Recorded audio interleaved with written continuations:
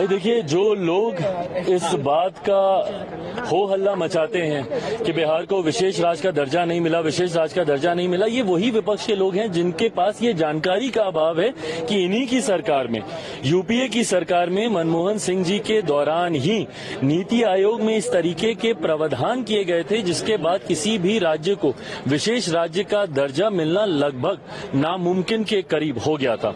बहरहाल हम लोग की मांग रही थी कि जब तक विशेष राज्य के दर्जे का दर्जा हम लोग को नहीं मिलता, स्पेशल पैकेजेस हम लोग को दिए जाएं। मैं धन्यवाद करूंगा मेरे प्रधानमंत्री आदरणीय नरेंद्र मोदी जी का, मैं धन्यवाद करूंगा हमारी वित्त मंत्री आदरणीय निर्मला सीतारमण जी का कि उन्होंने बिहार को जिस तरीके से स्पेशल पैकेजेस देकर, और मेरे लिए बिहारी होने के नाते खुशी की बात है और मेरी पार्टी लोक जनशक्ति पार्टी रामविलास ने हमेशा बिहार फर्स्ट बिहारी फर्स्ट के विजन के साथ आगे बढ़ने का काम किया है। इस बजट में बिहार फर्स्ट बिहारी फर्स्ट को भी धरातल पर उतारने के प्रावधान दिए गए हैं। जहां एक तरफ इंफ्रास्ट्रक्चर इसमें मजबूती देने का काम किया गया है, वहां पे ब्रिजेस बना के, वहां पे क्या कहते हैं मेडिकल कॉलेजेस की बात हो, वहां पे एयरपोर्ट्स की बात हो, तो जहां एक तरफ बिहार के इंफ्रास्ट्रक्चर को मजबूत किया गया है, वहीं वहां की अर्थव्यवस्था को मजबूत देने के लिए वहां पे अलग अलग राज्यों में गया हो, राजगीर हो, अलग अलग राज्यों में जिस तरीके से टूरिज्म को भी वहां पे बढ़ावा देने के लिए प्रावधान किए गए हैं, जिस तरीके से बाढ़ की एक बहुत बड़ी समस्या जिससे हम लोग हमेशा दशकों से हम लोग परेशान रहे हैं, उसके भी समाधान का जिक्र इस बजट में किया गया है। तो मैं मानता हूं बिहारियों के लिए ये बहुत खुशी की बात है और पूरी बिहार की जनता प्रधानमंत्री जी का धन्यवाद करेगी। बट ओवरऑल भी अगर इस बजट को देखा जाए तो पूरी तरीके से समावेशी बजट है।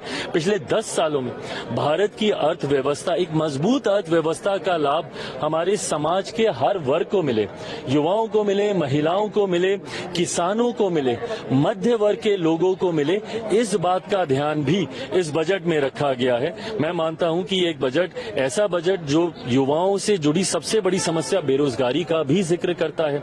एमएसएमई सेक्टर को जिस तरीके से मजबूती देने की बात की गई है, इसमें एमएसएमई सेक्टर एक रीढ़ की हड्डी है हमारे देश की अर्थव्यवस्था को लेकर। तो मैं मानता हूं कि विकसित भारत के निर्माण में ये एक मजबूत नींव की तरह इस बजट को देखा जा सकता है। सवाल कि आप कह रहे हैं समावेशी बजट है, सारे सांसद जो निकले विपक्ष के वो तो कह रहे हैं आंध्रा बिहार का बजट है, ये सरकार बचाने वाला बजट है। इन लोगों को अगर अपने राज्य में अगर गरीब नहीं दिखते, अपने राज्य में अगर इनको किसान नहीं दिखते, अपने राज्य में इनको मध्य वर्ग के लोग नहीं दिखते, अपने राज्य में इनको महिलाएं नहीं दिखती या युवा नहीं दिखते, तो मैं इनकी सोच के ऊपर कोई टिप्पणी नहीं करूंगा। जब इन हर इस वर्ग का जिक्र किया गया तो इस वर्ग से आने वाले हर व्यक्ति, भले वो किसी भी राज्य में रहता हो, उसकी सुविधा का जिक्र किया गया। जब आम आदमी की आमदनी को बढ़ाने का बचाव को जो वो बचत करता है उसको बढ़ाने का जिक्र किया, तो ये हर राज्य के व्यक्ति का जिक्र किया गया। पर अगर इसमें उनको उनके राज्य का जिक्र नहीं दिखता तो ये उनकी सोच हो। हम लोग का डिमांड, हमारे पार्टी का डिमांड मुख्यमंत्री जी का हमेशा रहा है कि बिहार को स्पेशल कैटेगरी स्टेटस मिले, और हम लोगों ने यह भी कहा कि अगर टेक्निकली कोई इसमें दिक्कत है तो बिहार को विशेष सहायता मिलनी चाहिए। और इस बार के बजट में हम प्रधानमंत्री जी को, गृह मंत्री जी को और वित्त मंत्री जी को धन्यवाद देते हैं कि जो हम लोगों के इश्यूज थे, जो कंसर्न थे, उनको एड्रेस किया गया है इस बजट के थ्रू। खास करके जो फ्लड का इशू है, पूरा उत्तर बिहार का आपको हर एक साल फ्लड आता है, हजारों करोड़ हम लोग का लॉस होता है। पहली बार बजट में उत्तर बिहार के बाढ़ के निदान के लिए एक कंक्रीट प्रपोजल मूव किया है, चाहे कोसी मेची इंटरलिंक योजना हो, चाहे नया बराज बनाना हो बिहार के अंदर, या और स्टडी करके क्या किया जा सकता है इरिगेशन पोटेंशियल को ठीक करने के लिए कोसी या अन्य जो नदी है, उसके लिए बजट में प्रावधान किया गया है। अगर प्रॉब्ली और ज़रूरत होगा तो मुझे ज़रूर विश्वास है कि सरकार और मदद करेगी। इसके अलावा जो एक 4 एक्सप्रेसवे 26,000 करोड़ का, आपको बक्सर के पास गंगा में 2 लेन आपको ब्रिज, और पिरपैती में जो आपको खास करके जो बिजली के उत्पादन के लिए जो 20,000 करोड़ से ज़्यादा का प्रावधान किया गया है इस बजट में। और एक चीज़ जो और महत्वपूर्ण कहा गया है कि नए एयरपोर्ट, नए मेडिकल कॉलेज और जो स्पोर्ट्स फैसिलिटी के लिए जो बिहार को स्पेशल ध्यान उस पर दिया जाएगा। तो पूरा बजट हम लोगों ने पढ़ा नहीं है अभी, उनके भाषण का कंटेंट पढ़ के जो समझ में आया अभी, तो डिटेल तो बाद में इस पर हम लोग रिएक्ट करेंगे, बताएंगे। लेकिन इस इशू को एड्रेस करने का जरूर ये किया गया है लेकिन सर विपक्ष के लोग ये कह रहे हैं कि एनडीए के सहयोगी दलों को खुश करने के लिए ये बजट लाया गया है। देखिए, मैं बता दूं आपको कि जो कांग्रेस पार्टी है 15 साल बिहार में जो गर्त में डूबा था लालू जी के टाइम में, जो बिहारी कहलाना शर्म का विषय हो गया था, उसमें जितना आरजेडी का रोल है उतना ही रोल कांग्रेस का था कि वो सरकार कांग्रेस की मदद से चल रही थी और कांग्रेस बिहार विरोधी है। कभी बिहार को उन्होंने मदद नहीं किया। मनमोहन सिंह जी की सरकार थी तो आप बताइए कि वो उस समय भी हम लोग डिमांड कर रहे थे, एक पैसा को कभी कुछ दिया बिहार को? लालू जी के बदौलत सरकार चल रही थी और ये अंत नहीं है, ये मदद की शुरुआत है। अगले 5 साल में बिहार का कायाकल्प इस एनडीए सरकार द्वारा होगा। अरे देखिए, ये पुरानी नहीं, बहुत ही पुरानी मांग थी, दशकों से ज़्यादा, दशक भी नहीं दशकों से ज़्यादा।